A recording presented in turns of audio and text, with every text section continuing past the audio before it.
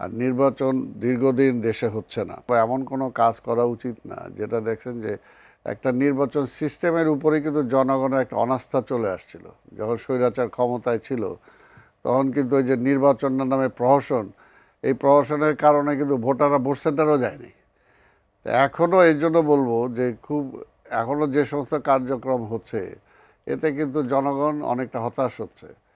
কারণ এখনও যদি আজকে নির্বাচনের আর কয়দিন বাকি, দিন হিসাব করলে খুব বেশি একটা নয়। যতদিন এই ঐক্যমত কমিশন সময় নিছে, প্রেস সচিব আজকে বলেছেন যে ফেব্রুয়ারির 15 তারিখের আগেই হবে। ফেব্রুয়ারি 15 তারিখের আগে যদি হয় তাহলে কয়দিন বাকি আছে?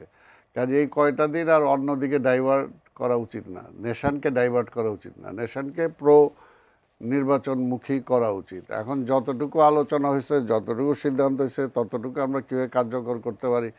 একটা জিনিস যে জায়গায় আসছে যে মনে করেন যে ঠিক আছে, আগে তো আমরা গণভোটের ব্যাপারে আমাদের একটা রিজার্ভেশন ছিল বা আমরা কিন্তু ফাইনালি ঠিক আছে, সবাই যখন চাচ্ছে আমরা বলছি ঠিক আছে গণভোটটা হোক, তবে এটা নিয়ে মানে আলাদা করতে যে একটা বিশাল অঙ্কের খুদ এখন যে এখানে দিতে হবে, টাকা খরচ করতে হবে বাংলাদেশের অর্থনীতি। বিএনপির কনসার্ন কি কেবলই বিশাল অঙ্কের টাকা খরচ হবে, নাকি গণভোটকে কেন্দ্র করে নতুন করে একটা সংকট সৃষ্টি হতে পারে?